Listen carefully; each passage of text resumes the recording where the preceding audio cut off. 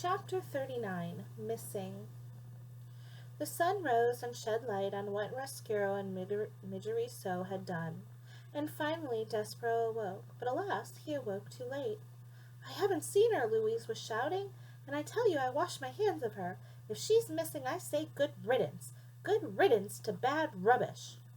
Despero sat up. He looked behind him. Oh, his tail! Gone!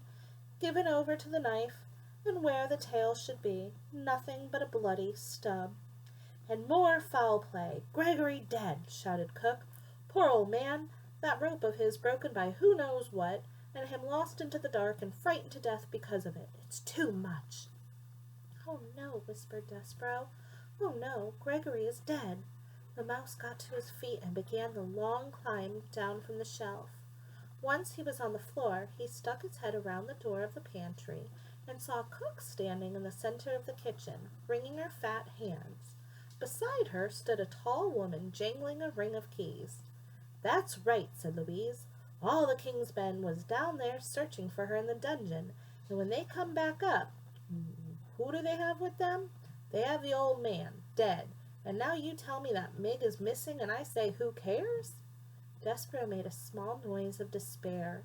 He had slept too long. The rat had already acted.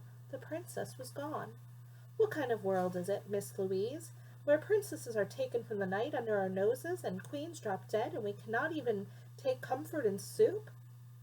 And with this, Cook started to cry. "Shh!" said Louise. "I beg you, do not say that word." "Soup!" shouted Cook. "I will say it. No one can stop me. Soup, soup, soup!" And then she began to cry in earnest, wailing and sobbing. "There," said Louise. She put a hand out to touch Cook, and Cook slapped it away. "It will be all right," said Louise. Cook brought the hem of her apron up to wipe at her tears. "It won't," she said. "It won't be all right ever again. They've taken our little darling away. There ain't nothing left to live for without the princess." Despero was amazed to have exactly what was in his heart spoken aloud by such a ferocious mouse-hating woman as Cook. Louise again reached out to touch Cook, and this time Cook allowed her to put an arm around her shoulder. "What will we do? What will we do?" wailed Cook. And Louise said, "Shh, there, there." Alas, there was no one to comfort Despero, and there was no time, anyway, for him to cry. He knew what he had to do. He had to find the king.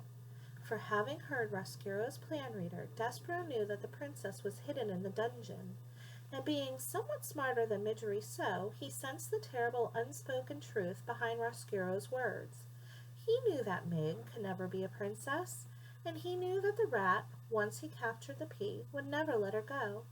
And so the small mouse, who had been dipped in oil, covered in flour, and relieved of his tail, slipped out of the pantry and past the weeping ladies. He went to find the king.